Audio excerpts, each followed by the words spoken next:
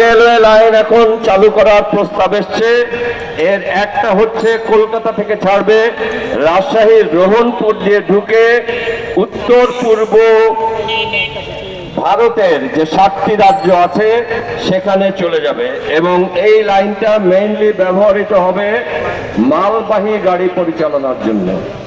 এখন আমাদের এই অবৈধ সরকার যেভাবে ভারতের সাথে অবাধে অবলীলায় চুক্তি করে যাচ্ছেন একের পর এক, তাতে ওই মালগাড়িতে কি যাবে সেটা চেক করার কোনো ক্ষমতা আমাদের সরকারের থাকবে না। ইতিমধ্যে যে ট্রানজিটগুলি দেওয়া হয়েছে সেখানেও ভারতীয় গাড়িতে বা ভারতের নৌপথে, নৌযানে বা রেলে কি সরঞ্জাম বা কি মালপত্র যাচ্ছে সেটা চেক করার বাংলাদেশের কোনো কাস্টমস বা অন্য কোনো অথরিটির কোনো প্রভিশন রাখা হয়নি। অর্থাৎ ভারতীয়রা যা খুশি তাই এপার ওপার করবে, আমাদের দেশের ভেতর দিয়ে আমাদের ভূমি ব্যবহার করে নামমাত্র একটা খরচে। এই অবস্থায় আমি কয়েকটা প্রশ্ন করতে চাই আজকের অবৈধ প্রধানমন্ত্রীকে। আপনার দল আওয়ামী লীগ এবং আপনি নিজে সবসময় দাবি করেন আপনারা এদেশের স্বাধীনতা এনেছেন।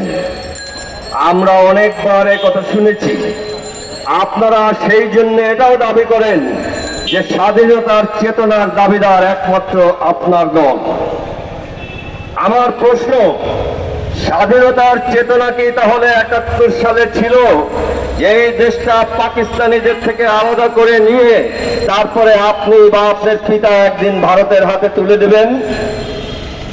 আজকে আপনি যেভাবে বাংলাদেশকে ভারতের হাতে তুলে দিচ্ছেন তাতে আমরা এখন নিশ্চিত যে 71 সালে যুদ্ধটা শুরু করার আগেও বা স্বাধীনতা আন্দোলন শুরু করার আগেও এই ধরনের একটা চিন্তাধারাই আওয়ামী লীগের ছিল।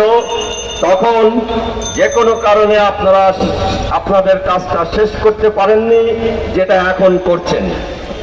কিন্তু ইতিমধ্যে আপনারা একটা জিনিস খেয়াল করেননি, সেটা হচ্ছে বাংলাদেশের জনগণ স্বাধীনতার স্বাদ পেয়ে গেছে। তারা ভারতের হাতে বা দিল্লির হাতে তাদের স্বাধীনতা তুলে দেওয়ার জন্য পাকিস্তান থেকে এই দেশকে লড়াই করে স্বাধীন করেনি। আমরা যারা এই স্বাধীন দেশের নাগরিক, তারা অবশ্যই আমাদের এই দেশের স্বাধীনতা সর্বোচ্চ মূল্য দিয়ে হলেও রক্ষা করব।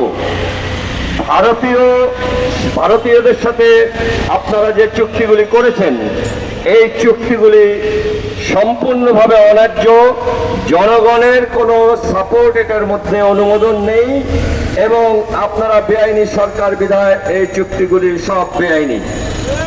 আমরা এর তীব্র প্রতিবাদ জানাচ্ছি, এবং ভারতীয় কোনো যানবাহন যাতে বাংলাদেশের ভিতর দিয়ে অবাধে পশ্চিম থেকে পূর্ব ভারতে যেতে না পারে সেই জন্য যা কিছু করা প্রয়োজন আমরা করব। গণ অধিকার পরিষদ এমন একটা দল যেটা সর্বোচ্চ মূল্য দেয় বাংলাদেশের অখণ্ডতা, স্বাধীনতা এবং সার্বভৌমত্বকে। একটা কথা প্রচলিত আছে বাংলাদেশে, কেউ কেউ বলেন বা কোন কোন নেতা বলার চেষ্টা করেন যে ভারতের দাবেদারি না করলে ক্ষমতায় যেতে পারবেন না। এটা যদি সত্য মেনে নেয় কেউ, তাহলে গণ অধিকার পরিষদের সবার পক্ষ থেকে আজকে আমি ঘোষণা করছি, ভারতীয় বিরোধিতা করে যদি বাংলাদেশে কোনোদিন ক্ষমতায় গণ অধিকার পরিষদ যেতে না পারে আমরা রাজি আছি, কিন্তু বাংলাদেশের স্বাধীনতার বিনিময়ে আমরা কোনো কিছু পেতে চাই না।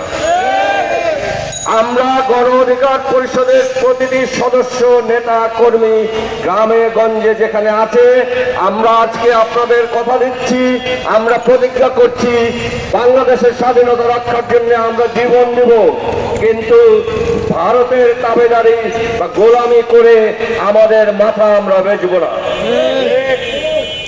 একইভাবে যারা ভারতের কাছে তাদের মাথা বিক্রি করবে, বাংলাদেশের স্বাধীনতা এবং অখণ্ডতা, সার্বভৌমত্বের বিন্দুমাত্র ক্ষতি করার চেষ্টা করবে, তাদেরকে গণ অধিকার পরিষদ সকল সময়ের জন্য জাতীয় শত্রু হিসাবে ঘোষণা করবে। এবং এই জাতীয় শত্রুদের বিচার গণ অধিকার পরিষদ জনগণকে সাথে নিয়ে একদিন না একদিন অবশ্যই এই বাংলার মাটিতে করবে।